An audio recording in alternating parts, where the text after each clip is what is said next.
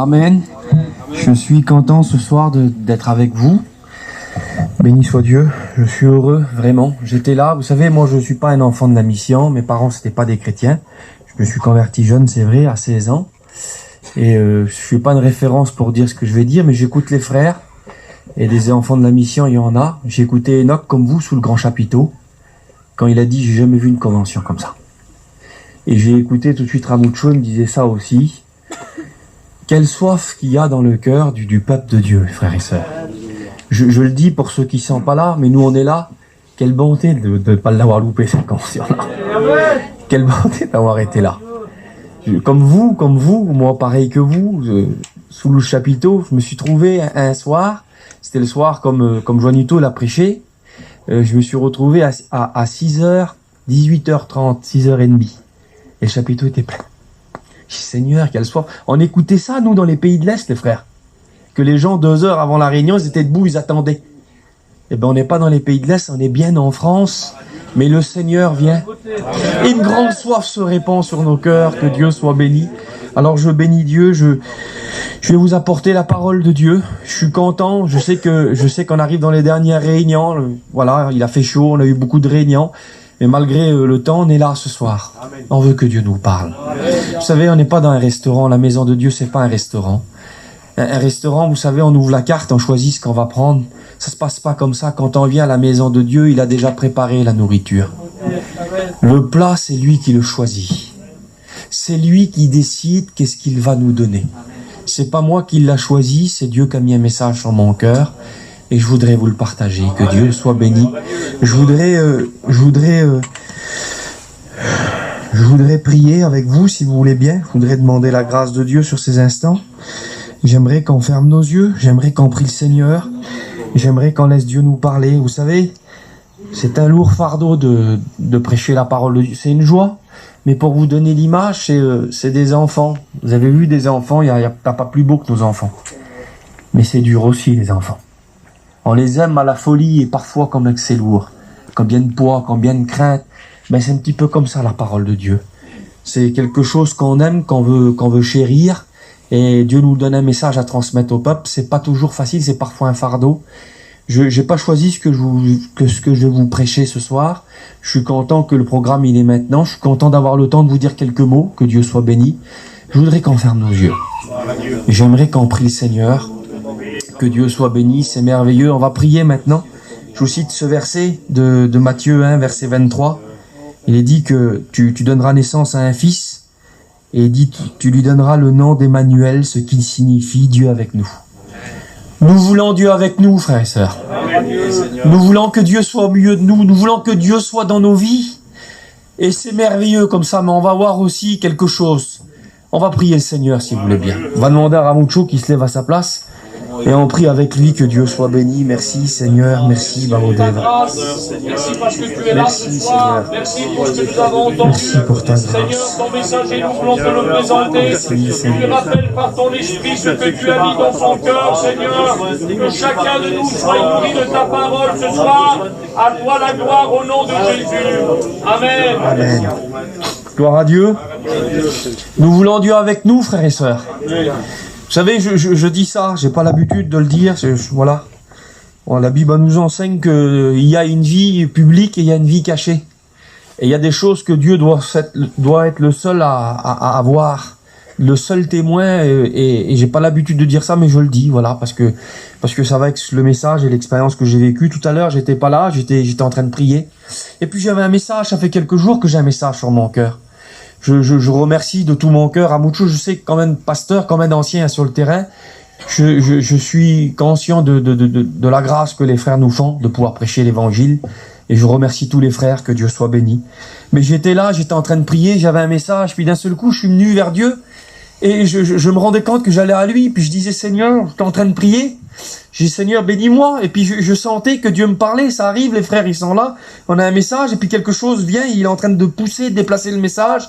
Quelque chose de fort, vous savez, c'est merveilleux. Vous savez, il y a plein de produits qui passent voilà, il y a le producteur, il l'envoie dans un autre régional, puis un autre, et puis ça fait beaucoup de mains, et puis c'est pas les meilleurs produits, ça.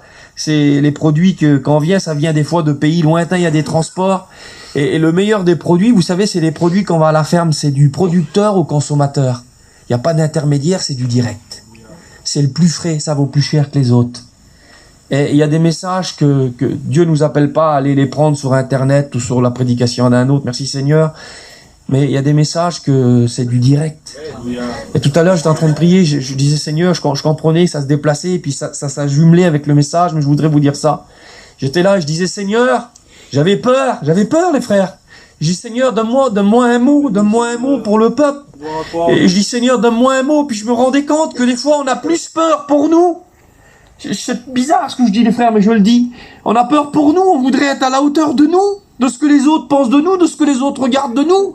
C'est pas trop intéressant de le dire pour moi, ça fait peut-être passer pour un orgueilleux, ben c'est pas de problème, j'en ai. J'ai rien à cacher, et je prétends rien. Mais je le dis quand même si c'est pas bon pour moi, je le dis. Et j'ai dit Seigneur, si je suis en train de frapper à ta porte, et que d'un seul coup c'est pas comme ça, mais faites-moi grâce, et que Dieu écoute les enchants là, c'est qui Seigneur? C'est pas du tout comme ça, mais c'est une petite image d'enfant si vous voulez. Ah ben c'est Cheyenne, tu sais pourquoi qu'il est là? Il est en train de prêcher, il va prêcher. Il veut un message pour lui, pour sa personne à lui. Et je disais Seigneur, si je viens devant toi que pour un message, si je viens devant toi en fait que pour moi, si je suis pas capable un jour de frapper à la porte et que tu dises, qu'est-ce qu'il veut Seigneur? Il veut pas de message. Il a pas de demande. Il est là pour quoi? Il est là pour moi. Amen. Nous avons besoin de venir pour lui. Amen. Nous avons besoin d'aller à lui. Emmanuel, Dieu avec nous, c'est merveilleux. Et je disais, Seigneur, cette prière-là, combien de fois on le dit, Seigneur, sois avec moi. Seigneur, viens de mon côté. Seigneur, viens dans mon armée, si vous voulez, viens dans ma patrie, viens dans ma vie. On dit ça et parfois Dieu pourrait répondre. Il dit, d'accord, ok, je vais être avec toi, mais toi aussi, sois avec moi. Amen. Vous savez, nous, on voudrait que ça va que dans un sens, une relation à sens unique. Toujours comme ça, du haut vers le bas, du haut vers le bas. Mais c'est pas comme ça. Il faut aussi que ça va du bas vers le haut. C'est pas toujours lui qui vient, c'est parfois nous qui doit y aller à lui. Et je me rendais compte de ça. Dieu nous dit, d'accord, mais toi aussi, sois avec moi. Nous voulons Emmanuel, nous voulons Dieu avec nous. Et puis je prêche ça ce soir. Je sais que peut-être c'est pas pour tout le monde, mais voilà, Dieu a établi des sentinelles sur son peuple. Je sais que je vais pas tout dire. Je sais qu'il y a des frères qui pourraient dire autre chose, certainement mieux que ce que je vais dire, et de la prédication de ce soir. Mais je me prends pas l'esprit. Je voulais dire, je me prends pas la tête, c'est un peu vulgaire. Mais je me prends pas l'esprit. Je sais que ça repose sur toute une panoplie de serviteurs de Dieu. Je sais que les messages se suivent les uns derrière les autres et je voudrais parler de ce que Dieu m'a dit, de ce que je vois. Je voudrais avertir le peuple de Dieu ce soir. Je voudrais m'adresser à mon peuple. Je voudrais vous parler dans l'amour de Dieu. Je suis assis, je donne pas de leçons. Je prêche avec vous, les frères. Ce que je vous dis, j'ai besoin de l'entendre. Ce que vous allez entendre, c'est aussi pour moi, que Dieu soit béni. Alors oui, aujourd'hui, on veut Dieu avec nous. On veut Dieu qui vienne avec nous, c'est merveilleux, mais on est là, et parfois, je dis ça, j'ai pris plein de mots, je sais pas si je vais tout dire, mais parfois on est là, nous sommes dans une petite vie bien confortable. On est dans nos salons, comprenez l'image, hein. On est bien installé dans la petite maison qu'on a construite, et puis on est là, et nous voulons que Dieu vienne de temps en temps. On veut que Dieu vienne de temps en temps, quand on a besoin de lui, quand ça va pas trop, quand il y a des moments difficiles. On veut Dieu de temps en temps, mais pas trop souvent. Parce que pourquoi? Parce qu'on n'a pas que ça à faire. On n'a pas que ça à faire que être avec Dieu. Aujourd'hui, on a trouvé d'autres choses à faire. On n'a pas que ça à faire de passer notre temps avec Dieu. Aujourd'hui, on a une vie à vivre. Quelle envie de vivre qu'il y a parmi le peuple de Dieu aujourd'hui. Quelle envie de vivre la vie. Aujourd'hui, on a des restaurants à découvrir. Aujourd'hui, on a des restaurants à découvrir, on a des restaurants à aller. Ce message, il a été animé comme les frères, ils ont prêché les premières réunions, comme René l'a dit un mot, comme Michel, comme un autre frère, un étudiant a prêché. Ce message, il a été animé dans mon cœur et j'ai dit, Seigneur, si j'ai une réunion à faire, je prêcherai ça. Et oui, aujourd'hui, on n'a pas que ça à faire, on veut que Dieu vienne, mais pas trop souvent, pas trop tout le temps. On est bien installé dans notre vie, on a des restaurants à faire, on a des voyages à faire, on a des pays à découvrir. On s'intéresse, on regarde des îles, des endroits. des villes d'Amérique, des voyages. On est sur des bateaux de croisière. On n'est plus nos anciens. Vous avez déjà imaginé, les frères, si on ressusciterait un de nos anciens, là, de 1950, là, et puis qu'on le mettrait avec une équipe, allez, et puis qui verrait nos chrétiens sur les bateaux de croisière, sur les bateaux de pêche au bord des pays. On a des bateaux pour pêcher aujourd'hui. Ah oui, on a des bateaux pour pêcher. On va avoir des chevals dans pas longtemps. Et le dimanche, on loupera le culte parce que je vais faire une promenade à cheval en campagne. Je vous promets que c'est vrai, c'est rigolo, mais c'est vrai. On va y venir. Vous avez vu quand Géasi a couru après le char de Naaman? Quand Géasi a couru, l'étudiant, il n'était pas bien fâche dans son cœur. Hein. Il était l'étudiant d'un colosse de la Bible, un géant, Élisée. Élie a été terrible. Jean l'a confondu avec Élie, on a dit c'est lui. Jésus a dit c'est lui, Élie. On a parlé de lui, il est parti tout vivant dans le ciel. Il y a 2 hommes, Enoch et Élie, qui ont vécu ça dans la Bible. Et Élisée a eu le double du ministère d'Élie. Et après, il a eu un étudiant, Géasi. Et comme il y a eu la guérison de Naaman, vous avez vu, on connaît beaucoup, nous, on est beaucoup centrés sur la première partie. On va en parler. On parle beaucoup de la première partie. Moi, je voudrais vous parler beaucoup de la deuxième partie. On vient à Jésus, on veut que Dieu vienne vers nous. C'est lui qui a fait le premier pas en Valois, c'est vrai. Mais après, il y a une suite, frères et sœurs. Il y a une suite. Quand on contacte certaines maladies, il y a des suites de la maladie. Quand on contacte certaines choses, et quand on contacte Dieu, quand Dieu ne nous effleure pas, il y a des gens qui ont été effleurés par Dieu, ils ont pris un bain dans une piscine, et on le voit, mais quand Dieu rentre dans une vie, mes frères, il n'y a même pas besoin de parler. Vous connaissez ce témoignage, un ancien avec un jeune qui était là? Faites-moi penser à revenir sur Géasi, parce que je parle. Hein. Vous connaissez ce témoignage? Un jeune avec un ancien qui roulait, il cherchait l'église dans un pays. Et puis quand il a venu, j'aime citer ce témoignage, comment qu'il est actuel, on a besoin de le voir. Parce que c'est vrai, ça se voit. Ça se voit dans les cheveux, comme on est chrétien. Ça se voit au bout des doigts, au bout des ongles pour les sœurs. Ça se voit partout. Ça se voit parce qu'on n'a pas les foulards, ça va là. Ça va pas sur les genoux, les frères, les sœurs. Et si tu es tout le temps en train de tirer ton vêtement, c'est parce que c'est pas le vêtement qui va pour toi. C'est tout. Avec pleine grâce, je dis ça. Et l'ancien, il savait pas c'était où l'église, il a vu marcher une femme. Il a dit, arrête-toi, demande-lui c'est où l'église. Il a dit, assez. L'étudiant s'est arrêté comme ça. Il a dit, excusez-moi, madame, vous savez, c'est... Oui, j'y vais, c'est là, au bout de la rue, comme ça. L'étudiant l'a regardé sur l'ancien comme si c'était un extraterrestre. Il a dit, comment tu le savais? Il a dit, t'as pas vu son vêtement, sa démarche. Un chrétien, ça se voit sans parole. Ça se voit sans parole. Et Géasi, lui, il est là, et il est là, mais on le voit, il court derrière le char de Naaman. Il court derrière le char de Naaman, puis vous faites rapidement, c'est pas du tout prévu, j'ai même pas marqué ça. Je voudrais vous prêcher ce soir. Je vous prends pas en traite, je vais prêcher un petit maman, mais ça vaut le coup pour toute la pression. Parce que vous nous avez mis une drôle de pression sur tous les serviteurs de Dieu. Alors je voudrais vous parler ce soir, que Dieu soit béni. Et quand Géasi revient, il dit, t'as été où? C'est l'appel à la repentance, ça.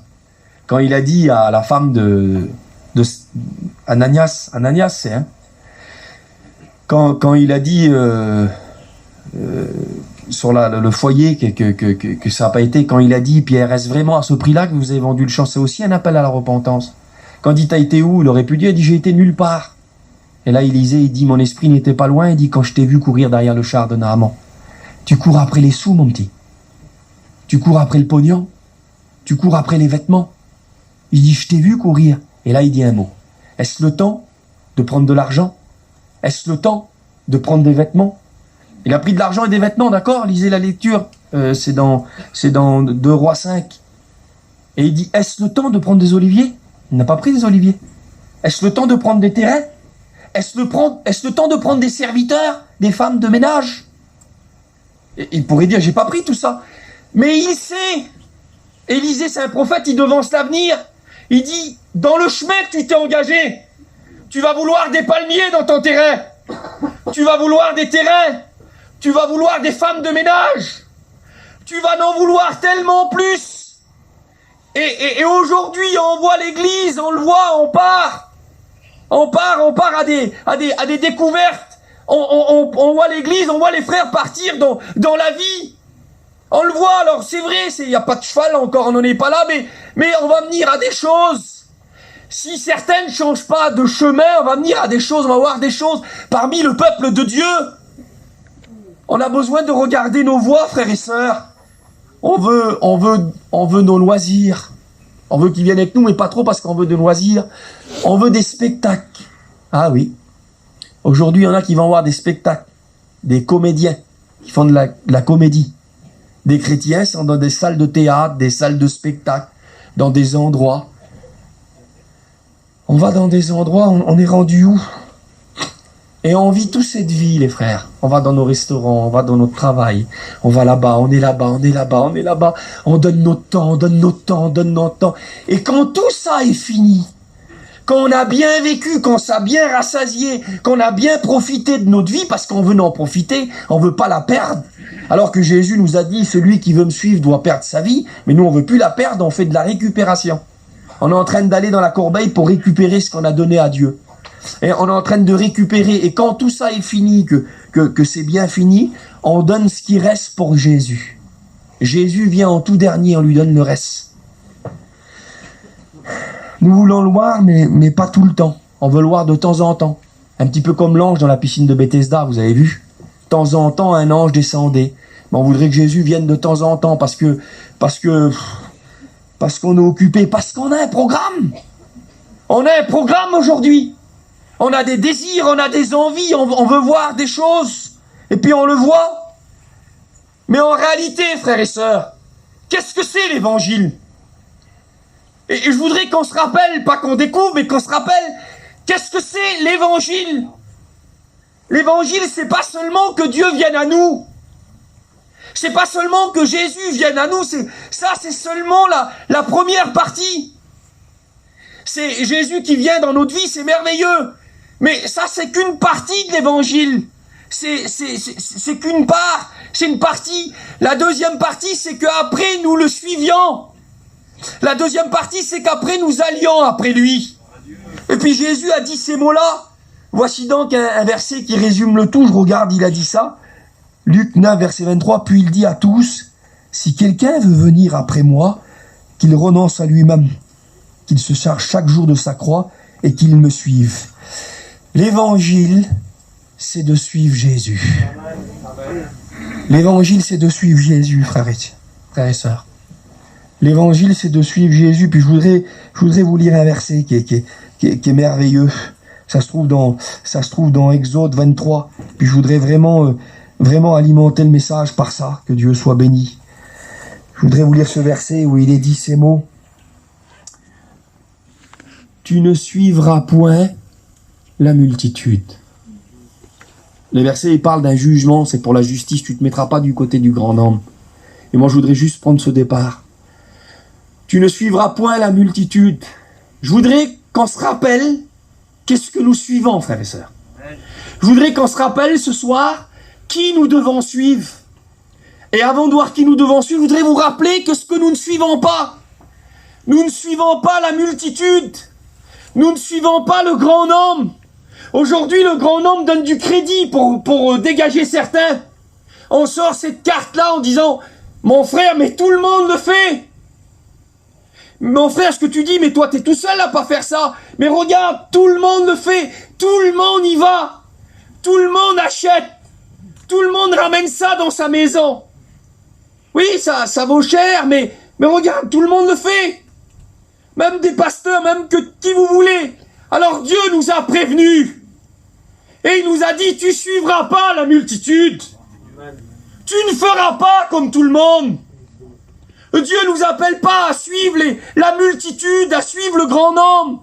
Dieu nous appelle pas à suivre la majorité. Et encore, on a besoin de savoir qu'est-ce que c'est la majorité. On pense que la majorité, c'est le grand nombre. Si on fait des votes, on en parle en ce moment avec les frères pasteurs de la mission. Et les votes sont régis par le grand nombre, la majorité. Mais dans la Bible, la majorité, c'est quoi? C'est pas le grand nombre, on le voit dans un récit. On le voit avec les prophètes de Baal, Astarté et Élie. Eux, ils sont 850. Et Élie est tout seul. Alors la majorité, elle est vers qui? Ben les vareux. 1 contre 850. C'est au regard des hommes. Mais la Bible nous enseigne qui est la majorité. La majorité n'est pas avec les autres, avec les 850. La majorité, c'est avec Élie. Pourquoi? Vous savez pourquoi? Parce que Élie a Dieu avec lui. Vous savez, c'est qui la majorité? La majorité, c'est Dieu. Je vais vous faire voir la majorité. Regardez, là, voilà la majorité. La majorité, c'est la Bible. Même si tout le monde, regardez, aujourd'hui, il y a des millions de Français qui ont des lois. On peut plus dire ce qu'on veut, on peut plus faire ce qu'on veut. Certains maires n'ont pas le droit de refuser certains mariages. Parce que c'est passé dans les lois. Et même si la terre entière voterait contre Dieu, même si la terre entière dirait d'aller à droite, si Dieu dit que la route est à gauche, alors la route est à gauche. La majorité, c'est Dieu. Et nous avons besoin de nous rappeler, oui, nous ne suivons pas le grand homme. On ne suit pas la multitude. Je voudrais vous rappeler ce qu'on ne suit pas. On ne suit pas la mode. Je voudrais vous le rappeler, frères et sœurs. Je m'attends pas à des amen, je m'attends pas à des choses. Je prêche la parole de Dieu. Avec toute la conviction de mon cœur. Je suis pas à la hauteur des mots que je suis en train de dire et que je vais continuer de dire. Mais c'est pas grave. C'est pas grave. On n'est pas obligé c'est mieux, je me tue pour le vivre, vous comprenez bien, j'essaye de, ça serait irritant, il n'y a pas plus vilain que quelqu'un qui dit des mots qui fait le contraire. J'essaye de faire mon possible, mais je sais que je suis pas à la hauteur. Mais demain, même si je laisse tomber le ministère, ce que je vais vous dire maintenant, là, ça restera la vérité. Amen. Même si tous nos pasteurs la laisseraient là, la vérité restera la vérité. La vérité ne dépend pas de nous. La vérité, c'est une personne. Et il a dit, je suis la vérité. Et si les hommes sont faillibles, lui, il est infaillible. Il n'a jamais failli. Il ne faillira jamais. Que Dieu soit béni pour ce qu'il est. Que Dieu soit béni pour ce qu'il est. Nous ne suivons pas la mode. Ce n'est pas la mode qu'on suit. Même si tout le monde le fait. Même si aujourd'hui on achète, même si on achète, les sœurs achètent des bougies, certes très chères. Et c'est ça. Demain, ça sera, je sais pas moi quoi, ce sera un chalumeau dans un camping, je sais pas ce que ça sera. Et puis on est là et on est des chrétiens et les païens nous regardent. Et ils savent les valeurs des choses, ils sont au courant. Ils savent que ça vaut 150, 200, 300 euros. Puis regarde dans ton camping, t'en as une là, 2, 3. Puis tu pries Dieu, tu parles de la simplicité, tu parles du contentement. Puis lui, le païen, il voudrait te donner un nez de clown, il dit tiens, vas-y, va faire le clown, excusez-moi. Il n'y a pas plus vilain que le monde soit dans les maisons de Dieu. Il n'y a pas plus vilain que ça cadre pas. Ça correspond pas. Il n'y a pas plus vilain, je sais pas si vous me voyez là, d'un seul coup, il y a une Ferrari derrière là, ou une Porsche. Puis que vous me revoyez partir et que je suis dedans. Vous allez être à bout sans moi. Et là, le petit pasteur, là, je crois rien. Hein. Si vous voyez une menthe à mon poignet d'une grande valeur, qui vaut des milliers d'euros, tant pis les frères, on prêche. On est là pour prêcher. Et si ça énerve quelqu'un, eh ben tant pis. Mais si t'aimes la vérité, tu vas être content de ce que tu écoutes. Si t'aimes, si tu veux vivre la vérité, si t'aimes la parole de Dieu, tu vas être content de ce que tu écoutes. Que Dieu soit béni. On ne suit pas la mode. On n'épargne pas de l'argent dans une montre. C'est à la mode en ce moment. Tant pis, je prêche les frères. Allez, je suis dansé. Aujourd'hui, c'est ça, on fait. On achète 1, 2, 3. On dit, t'as vu, ça prend de la valeur. Je place. On fait des placements. On achète des choses que les païens ne peuvent pas acheter. Même si tu peux en acheter 1000. Parce que t'es un chrétien, t'as pas le droit d'acheter ce que tu veux. T'as pas le droit de faire ce que tu veux. Jean le Baptiste s'est fait couper la tête. Vous savez pourquoi? Vous savez pourquoi? Parce que ce que tout le monde fermait les yeux. Les rabbins qui venaient devant Hérode, ils tremblaient, ils disaient pas un mot. Hérode vivait dans l'adultère. Il avait pris la femme de son frère. Et Jean le Baptiste a dit, il t'est pas permis d'avoir la femme de ton frère. Dans l'évangile, il ne t'est pas permis. Ça existe plus, mais moi je voudrais le redire. Il t'est pas permis de faire ce que tu veux. Il t'est pas permis d'acheter ce que tu veux. Il t'est pas permis de porter ce que tu veux. Il t'est pas permis d'avoir la couleur que tu veux sur tes cheveux, ma sœur. Prends-le comme tu veux. Il t'est pas permis de ressembler à un inconverti. Il faut voir la différence. C'est écrit dans la Bible. C'est les derniers mots du dernier livre de l'Ancien Testament, Malachie 3, 18. Vous verrez de nouveau, parce qu'on avait arrêté d'avoir la différence. Il dit, vous verrez de nouveau, parce qu'on ne la voyait plus. Alors Dieu a dit, vous verrez de nouveau la différence qu'il y a entre celui qui sert Dieu et celui qui ne sert pas. Il n'a pas dit, vous écoutez. On couvre l'église de mots.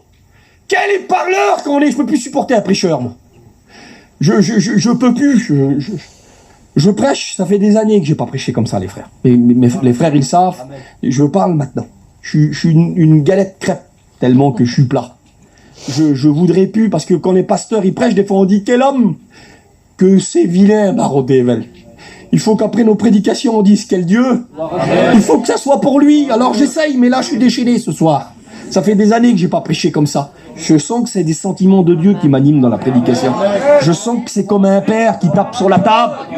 Je sens que c'est mon Dieu qui me dit de parler comme ça. Alors si vous voyez des mots durs, regardez plutôt l'amour de Dieu qui vous aime. Regardez l'amour qui vous aime. Vous savez, une voiture, elle arrive, puis un petit bébé il court, et puis le père il prend, il arrache, il y a des 1000 bras. Le bras il est cassé. Et le petit il comprend pas. Tu m'as fait mal. Je viens de te sauver, fils. Des fois, on fait mal pour sauver. Mais que Dieu soit béni, soyons sauvés. Soyons sauvés. Faisons pas tout ça pour rien. Venons pas dépenser notre argent pour rien. Moi, j'ai prié le Seigneur. J'ai fait une expérience comme plein de frères juste avant la convention. Le mercredi, j'ai trouvé un petit travail et j'ai eu des sous pour venir à ma convention. J'ai foncé au boucher. J'ai pris plein de viande, j'ai mis dans le congélateur. J'ai pris des pommes de terre, comme tous les frères. Et je suis là, on mange notre argent. Faut pas qu'on la mange pour rien. Faut qu'à la fin, on soit sauvés. Faut qu'il y a ce résultat. Vous savez que le but de la vie chrétienne, c'est pas là quand même. C'est rien, ça. C'est rien ici. On oublie. On s'installe. On projette. On en veut. On a soif du monde. Il faut avoir soif de Dieu. Jésus nous a prévenus. Il a dit, si le sel perd sa saveur, le sel, il donne du goût. Imagine-toi, il sale pas le sel. Il sale pas. Jette-le vite, il va nous rouler dans tout. On va faire cuire, il n'y aura plus rien qui sera. Si le sel perd sa saveur, il ne sert plus qu'à être jeté, dit Jésus. Écoutez, il ne faut pas perdre votre saveur, pas perdre votre odeur. Il faut que quand on s'approche de vous, je sens pas l'odeur, ça sent le monde. Il ne faut pas sentir le monde. Hein. Il faut qu'on sente Christ. Il faut qu'on sente l'odeur de Christ. Il faut qu'on... Il dit, vous verrez. On a besoin de voir. On n'a plus besoin d'écouter. Seigneur, quel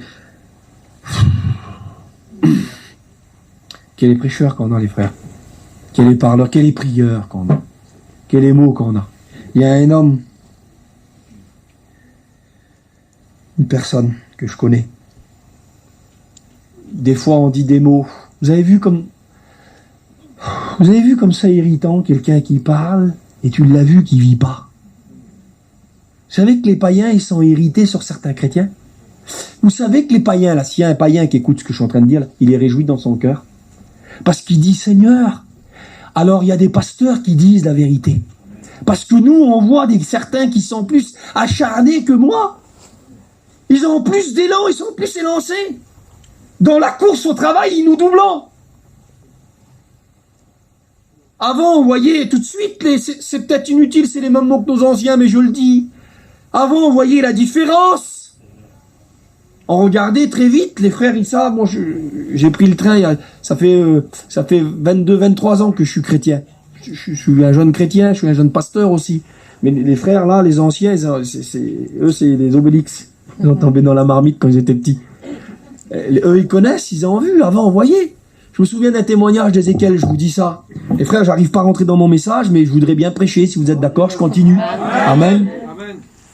Je me souviens, ma tante, la première de chez nous qui s'est convertie, il y a une trentaine d'années, peut-être un peu plus de ça. Ils étaient à Bordeaux, et puis il y avait Ézéchiel qui était là. Et puis, à regarder, et elle avait expliqué ce témoignage à ma mère, qui n'était pas chrétienne, mais ma mère, c'était vraiment des gens qui étaient pas du tout pour les choses de Dieu. Elle a dit, ma sœur, elle était tout... Vous avez vu une chrétienne un petit peu... qui vient de se convertir, là? Alors elle était là, elle a dit, ma sœur, elle dit, si tu vois, j'étais déballé à côté d'Ézéchiel, là, oui. Il a dit, je voudrais faire... Merci, mon frère. Je voudrais faire 10 000, c'était les francs à l'époque. Je voudrais faire 10 000 pour m'acheter des calamars avec des frites. Et ma mère, elle l'a guetté comme ça, là. Et alors? Eh ben, il a fait 10 000, il s'est acheté des calamars avec des frites. Mais ce que je veux vous dire par là, c'est que c'était ça. C'était le contentement. c'était notre force. Mais c'est l'enseignement de la Bible. Parce que imaginez-vous que moi je dis à un homme qui cherche la vie partout dans la vie là, et que lui il court et moi assis sur une chaise là, et il sent que j'ai plus de paix, plus de joie, plus rempli que lui qui court partout. Alors il va dire, moi je me suis payé tout, et lui qui s'achète des calamars avec des frites, il est plus heureux que moi. Les gens, les riches se sont convertis parce qu'on avait des Rolex qui valaient plus cher qu'eux. Les riches se convertissaient parce qu'ils voyaient dans les pauvres chrétiens simples que nous étions plus de contentement qu'eux n'avaient. Notre force n'est pas de posséder des trésors de la terre, notre force est d'être contenté. Notre force c'est ça. Nous, vous avez vu quand on va au restaurant et que quelqu'un arrive avec la carte, quelle beauté qu'il a la carte, c'est bon. Comment, vous voulez pas voir? On a une spécialité. Non, pas de spécialité. Je sais ce que je veux. Aujourd'hui, les chrétiens sont là à la carte. Et regarde, je veux un voyage à Punta Cana. Je veux aller à New York. Je veux faire une croisière. Et on regarde. Que c'est beau comme un chrétien et que le diable vient avec sa carte et qui dit non, j'ai déjà choisi mon plat. Oh Dieu. Je sais ce que je veux. Amen. Ce que je veux n'est pas là. Mon plat est là. Amen. Jésus a dit, je suis le pain descendu du ciel.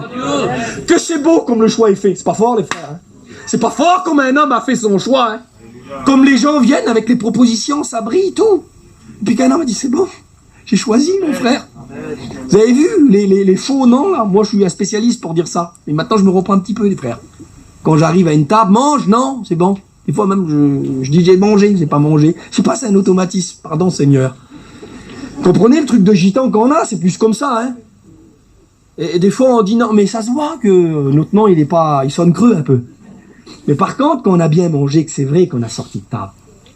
Et puis quand quelqu'un, hop, on fait comme ça là. Le manger, il est là. Comment que c'est facile à dire non, comment qu'il est vrai le nom. Vous avez vu, il y a des faux noms, hein. Tu veux? Non, non. C'est des faux noms, ça, hein. Vous connaissez ces noms-là, hein. C'est bidon tout ça. Le diable, il dit, vas-y. Dans 3 minutes, il prend, il l'a dans les mains. Vas-y, Yann. Il guette dessus, raille. Non. Vous avez vu tout ça? Ça n'a pas de force. C'est, excusez-moi, 0 pour le royaume des ténèbres, 0 pour le royaume de Dieu, et 0 pour le royaume des hommes. Ça se voit quand quelqu'un veut le monde. Mais par contre, quand quelqu'un s'est plaint, et qu'il dit, hop, ça en va. Non, c'est plein. Quand Dieu est venu, qui est rempli de vie, c'est plein. Amen. Les noms, ils sont forts. Non. Ah non, j'en veux pas. Non, j'en veux pas, j'ai choisi mon plat. J'ai déjà mangé. Les disciples sont venus apporter des vives à Jésus, Jean 4. Il a dit, j'ai déjà mangé. Amen. Seigneur, qui c'est qui t'a apporté à manger? Il dit, j'ai mangé une nourriture que vous connaissez pas. Il y a des chrétiens qui connaissent pas cette nourriture. On les voit parce qu'ils courent à tous les tables du monde. On les voit, excusez-moi, je mets les pieds dans le plat. Il y en a qui disent qu'on prêche les convictions, moi je suis convaincu de prêcher ce que le Saint-Esprit veut qu'on dise. Je pourrais vous parler du bouc de Moïse, mais avec l'état qu'on est, avec le besoin qu'on est, je préfère vous prêcher ça, du pratique de l'actuel, qui nous concerne à nous, qui nous survole pas. Amen.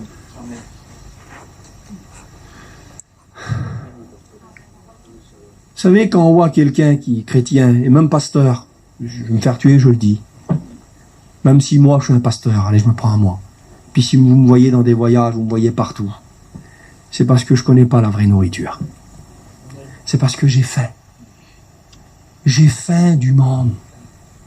Mais Jésus a donné une promesse. Il a dit, heureux ceux qui ont faim et soif de la justice. Ils seront rassasiés. Je vous promets que si vous avez faim, vous trouverez du pain pour vous.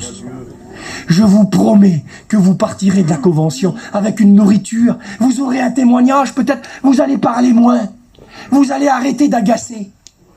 Parce que la sœur a dit, t'as pas vu? Et moi, il y a des sœurs, je peux pas les écouter prier, les frères. Je sors de l'église. Je vous le dis, comme c'est. Il y a des sœurs, hop, le feu, il vient dans moi. On va. Puis elle, là. Mais c'est pas que moi, sa famille, on ne pourra plus l'entendre, on ne peut plus l'entendre. Il n'y a pas plus vilain. Vis, mon vieux. Vis une bonne fois pour toutes. Choisis, qu'est-ce que tu veux vivre. Arrête de... Là, tu tiens les deux. Ça marche pas, les deux. Jésus l'a dit. Si quelqu'un veut servir 2 maîtres à la fois, ça marche pas. L'évangile de Luc, chapitre 6, verset 41. On ne peut servir 2 maîtres à la fois. Car il aimera un, il haïra l'autre. Ça marche pas. Le diable, ça marche, lui. Alors le diable, pas de problème. Une main avec Jésus, une main avec moi, moi je signe le contrat, ça me convient. Pas Jésus. Je vous promets, excusez-moi de l'exemple, je le dis. S'il y a un petit fiancé qui est là, il fréquente sa petite fiancée. Il a sa main dans sa main. Et puis il s'aperçoit que de l'autre côté, elle a du mal à se marier. Elle veut pas trop partir. On se marie, oui, attends un petit peu. 6 mois, 1 an. C'est bien 1 an et demi. Je sais pas s'il y a des jeunes foyers. Je sais pas si je vais faire marier des jeunes. Excusez-moi les parents. C'est bien. Faut pas sortir trop longtemps. C'est bien. Se placer devant Dieu, voilà. Et puis elle veut pas. Et 2 ans, 3 ans, 4, ça commence à faire lent. Puis d'un seul coup, on s'observe bien, mais tard. Elle est avec le fiancé, mais sa main, de temps en temps, elle a un regard sur quelqu'un d'autre. On voit que le mariage tarde parce qu'elle ne sait pas trop si elle veut lui ou si elle veut l'autre. Je vous promets que si le fiancé s'aperçoit que sa fiancée aime un autre, je vous promets que le mariage est annulé. Parce que c'est pas possible de se marier avec quelqu'un qu'on sait qui aime quelqu'un d'autre que nous. Alors si toi, tu peux pas te marier avec quelqu'un qui aime quelqu'un d'autre, t'es pas plus grand que Jésus, toi. Si toi, t'acceptes pas, si moi, en tant que père, je vous le dis, moi le premier, que je m'aperçois que mon petit, plus tard, fréquente une fille, et que je sais que la fille, elle a quelqu'un d'autre dans son collimateur, je vais dire, mon fils, je vais donner mes petits ordres à mon fils, je vais lui parler, je vais lui ouvrir ses yeux. Ben, je vous promets que ça convient pas au fils, ça convient pas au père, ben, je vous promets que c'est pareil. Si la fiancée, elle est en train de dire, alors que la Bible dit, l'esprit, l'épouse, disent quoi, les frères? Viens! Viens! Elle n'a pas, c'est pas parce qu'elle est mal chez elle, hein.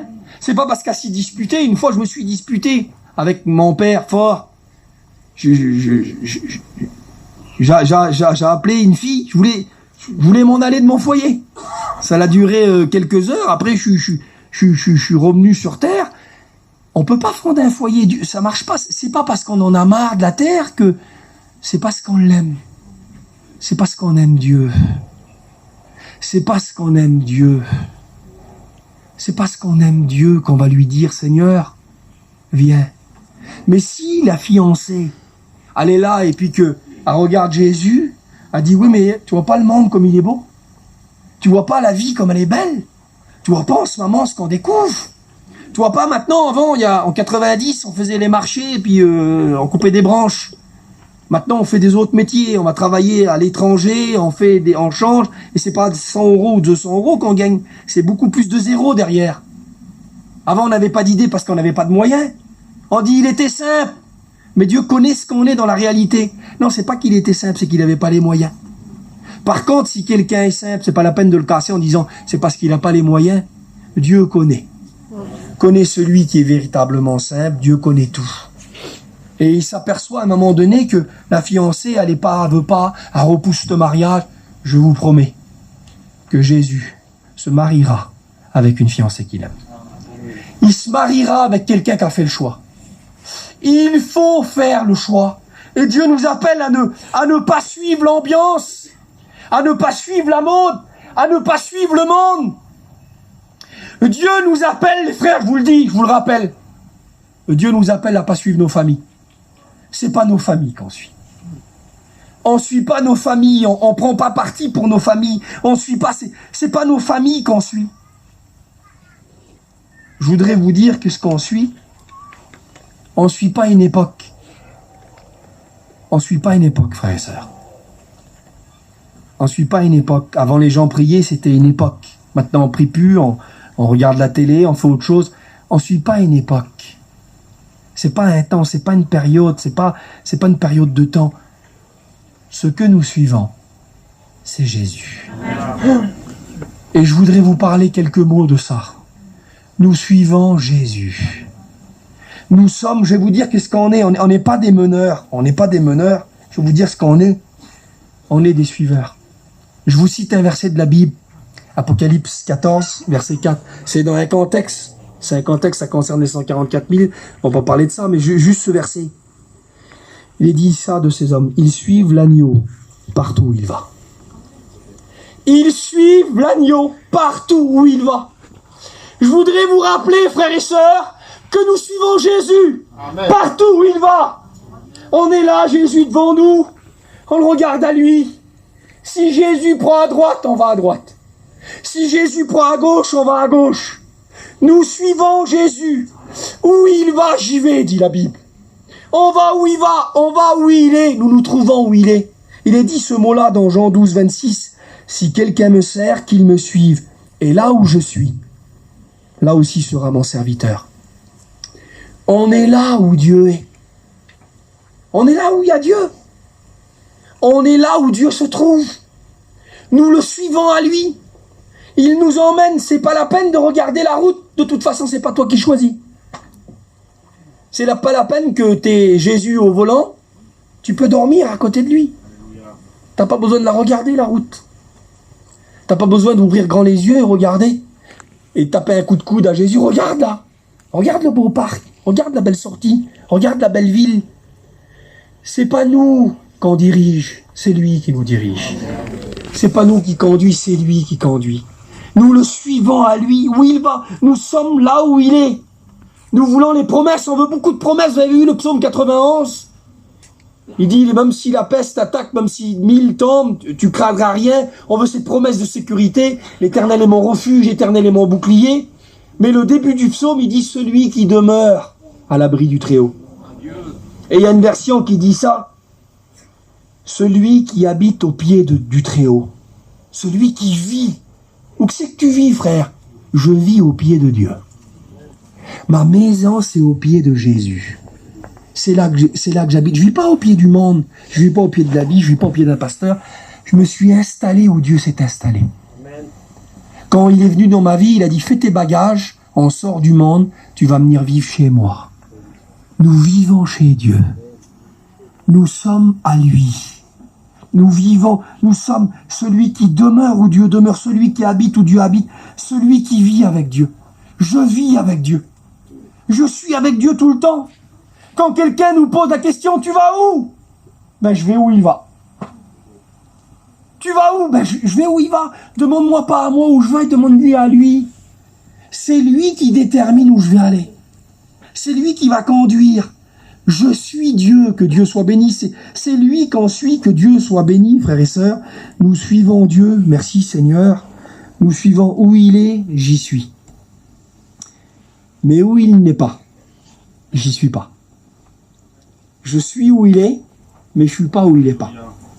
Parce que je voudrais vous dire que Dieu est partout, il est omniprésent, mais Dieu ne manifeste pas sa gloire dans tous les endroits. Il y a des endroits où c'est la gloire du monde, où c'est la gloire du diable, si vous voulez. Il y a des endroits qui ne sont pas la gloire de Dieu. Il y a des endroits où on se moque de Dieu. Il y a des endroits incrédules. Il y a des endroits où on ne reçoit pas Dieu. À Nazareth, Jésus n'a pas pu faire ce qu'il voulait parce que les gens ne croyaient pas en lui, on ne l'honorait pas. Dans l'Apocalypse, il dit, je sais que tu demeures là où Satan a son trône. Il y a des endroits qui ne sont pas. Et il y a un verset de la Bible qui dit ça. Jean 6, 24, les gens de la foule ayant vu que ni Jésus ni ses disciples n'étaient là. Vous ne trouvez pas que ça serait bizarre, les frères, ça n'aurait pas été comme ça, ce verset-là? Vous ne trouvez pas que d'un seul coup, les disciples, donc ils ont un maître, ils suivent un maître. Et les gens de la foule, ils ont venu, ils ont vu, il n'y a pas Jésus. Eh bien, il n'y a pas les disciples non plus. C'est normal, frères et sœurs. C'est normal parce que quand Jésus n'est pas dans un endroit, on n'a rien à y faire. Ça aurait été pas normal. Il n'y a pas Jésus. Ah ben, t'as vu, il y a Pierre là-bas. Quand ça se passe comme ça, c'est pas normal. Nous n'allons pas où il y a des endroits où Dieu n'est pas, il y a des endroits qui ne sont pas la gloire de Dieu. Nous n'y voyons pas Jésus. Il y a des endroits où c'est que, il y a des endroits, prenez dans la ville, il y a des bars là-bas. Et puis à l'heure où je vous prêche, il y a des hommes qui sont en train de boire. Jésus n'y est pas, vous comprenez, il peut y être, mais il n'y est pas. Il parle de bataille, il parle de voiture, il parle de choses impures. Alors Jésus n'y est pas, puis d'un seul coup vous allez me voir à moi au milieu de tous ces hommes-là. J'ai aussi un ennemi dans les mains, moi. Et puis je suis là, au milieu d'eux. C'est pas normal que des endroits où Jésus n'y est pas, nous y sommes.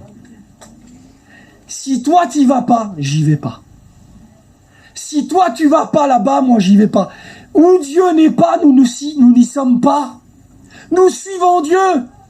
Et puis des fois, même si notre chair, parce que vous savez, à la conversion, c'est le cœur qui se convertit. Et la chair, elle reste païen. Même si le corps est le temple du Saint-Esprit, mais la chair reste païen. Elle aura sa conversion à l'enlèvement de l'Église. Et nous serons changés, dit la Bible. Mais on a un païen sur le dos. Alors comme on l'a nourri, d'un seul coup, il y a des désirs de païen. Et d'un seul coup, on est là, nous, puis on regarde un endroit. Et même si on regarde un endroit, nos regards se détournent de Jésus. Il l'a dit Abraham en dessous le chapiteau. Et on regarde un endroit. Et quand on regarde un endroit, à un moment donné, on est là. Mais si Jésus tourne à droite, même si ta chair voudrait t'emmener, même si ta propre personne, si quelqu'un veut me suivre, qu'il renonce à lui-même. Le jour où j'ai voulu suivre Jésus, il faut que je renonce à Cheyenne. Mais vous savez ce qui se passe au lieu d'y renoncer, au lieu de livrer. On doit livrer. Vous savez que la mission d'une vie chrétienne, c'est de livrer quelqu'un. Il faut qu'on fasse mourir quelqu'un. Vous savez qu'on doit livrer quelqu'un à la mort, pas n'importe quelle mort, à la mort comme le maître, la crucifixion. Il faut qu'on prenne un personnage, on a conduit Jésus à Golgotha. Eh bien, il faut qu'on prenne, vous savez que moi j'ai un homme, c'est pas les frères qui sont là, je peux pas y conduire à Moucho, je peux pas conduire Orton, je peux pas conduire les frères qui sont là. Il y a un homme que je dois conduire à Golgotha. Cet homme, c'est moi. Et toi aussi, ma sœur, tu as une femme que tu dois conduire à Golgotha. Cette femme, c'est toi-même. Toi aussi, mon frère. Mais vous savez ce qui se passe, nous? Au lieu de nous livrer, nous nous épargnons nous-mêmes. D'un seul coup, on voit le chemin de la croix, on se met devant nous. Hop, on nous protège. On a envie de vivre, on n'a pas envie de mourir. Alors on regarde le chemin de la vie, quelle envie de vivre qu'on a. Quelle envie de vivre, on le voit dans nos projets, on le voit dans nos conversations, les frères et sœurs. On le voit dans tellement de domaines, c'est tellement évident, on est tellement trahi parce qu'on aime. Vous avez vu? Tu mets une bière sur la table, ah, j'en veux pas. Hop, tu parles avec lui, tu vois. Il n'est pas dans la communion, dans ce que tu dis, il est en communion avec la bière. Là. Il meurt pour la boire. Il est là, ouais. Hop, et puis d'un seul coup, tu dis un mot, toi. Ben, t'as vu l'autre, il est mort. Ah, ouais. Comprends pas, il est déconnecté. On est trahi parce qu'on aime. On voit, et c'est tellement fort. On n'est pas prouvé, il n'y a pas d'authenticité en venant à l'église. L'authenticité, c'est pas seulement dans le baptême, ça en fait partie, les frères. Mais l'authenticité, c'est dans ce qu'on va aimer. On voit un chrétien parce qu'il aime Jésus. Alors que le chemin de faire vivre le vieil homme, il est à gauche, Jésus prend le chemin de Golgotha.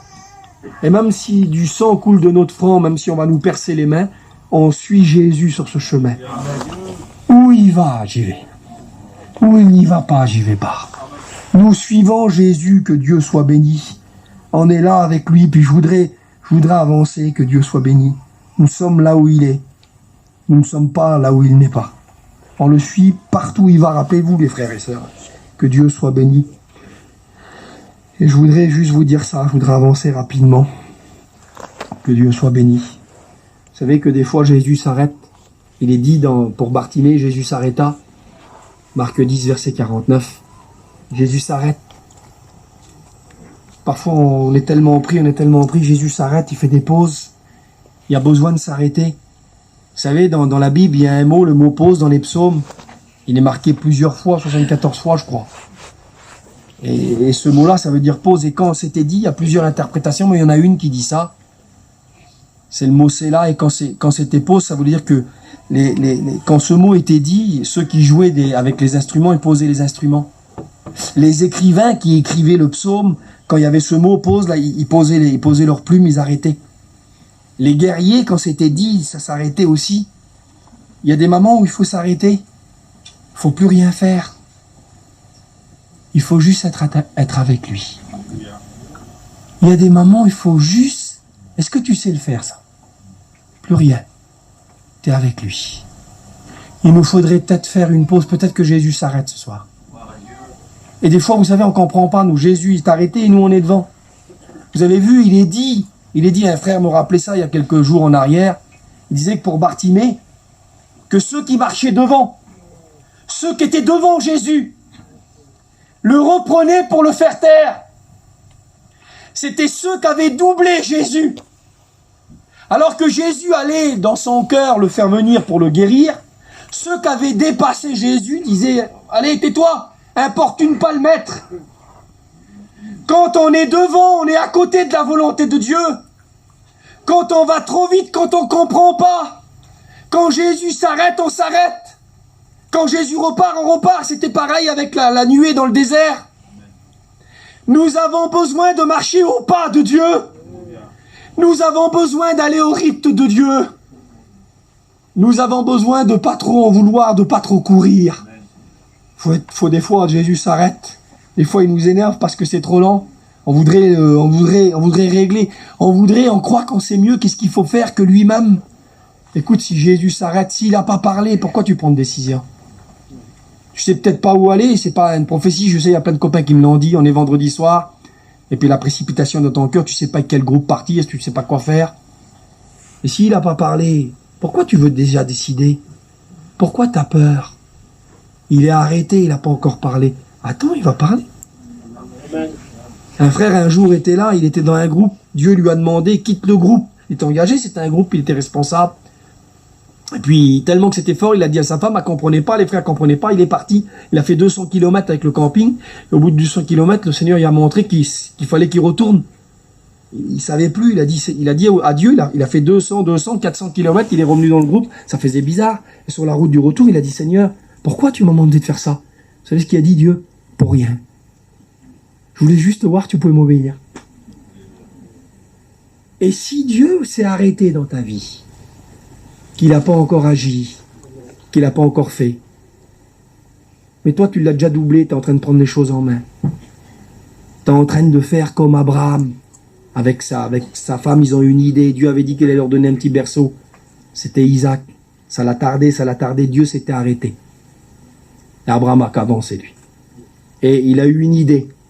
Il a eu un enfant avec Agar, Ismaël. C'est le plus grand conflit mondial qu'a eu. C'est tous ces attentats, ce qui se passe, ça vient de cette religion-là. Quel dégât qu'on fait quand on double Dieu. Quel dégât qu'on fait quand on n'a pas confiance. Quand les autres nous font des coups de coude. Avance, mon vieux. Non, j'avance pas. Avance, non. Il a arrêté. J'arrête. Mais par contre, s'il part, j'avance. Nous marchons au pas de Dieu. Nous suivons Jésus. Nous aimons Jésus.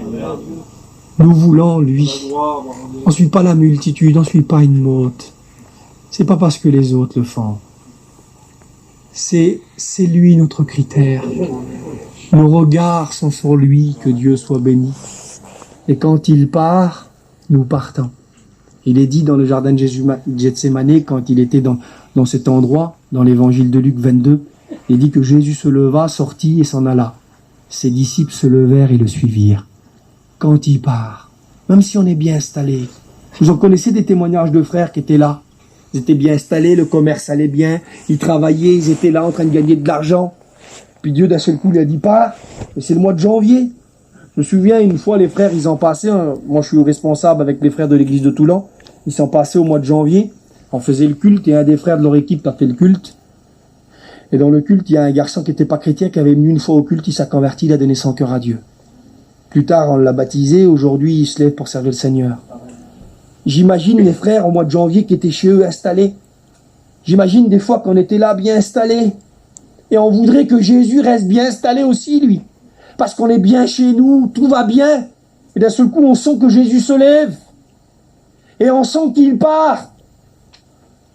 Et là, même si tout se fait, mais dans notre cœur, on sent qu'il ne faut pas qu'il parte de nos vies. On sent qu'il ne faut pas le perdre. Les disciples d'Emmaüs ont dit ces mots, « Seigneur, reste avec nous !» La Bible dit comme ça, l'évangile de Luc, au chapitre 22, verset 44, il est dit ces mots, « Jésus parut vouloir aller plus loin. » Les disciples sentent qu'il va partir. Les disciples sentent qu'ils partent, alors à un moment donné, c'est comme si qu'ils l'attrapent. Seigneur, quitte-nous pas, reste avec nous. Vous savez, je vous dis, si à un moment donné, le Seigneur nous voit, et puis qu'on est là, et je vais terminer bientôt, on vient voir quelqu'un, et puis on est là, la personne, elle nous regarde pas, elle a ses occupations, elle regarde ses comptes, elle compte son argent, elle regarde ses voyages, elle regarde sa vie. Et puis 1 minute, 2 minutes, 10 minutes, 5 minutes, 20 minutes, 1 heure. Au bout d'un temps, on se sent bête, on est là. Et puis on va partir. Puis la personne s'aperçoit qu'on est parti, à téléphone, t'as été où mon vieux? Ben, ça fait 1 heure que je suis là, tu me parles pas.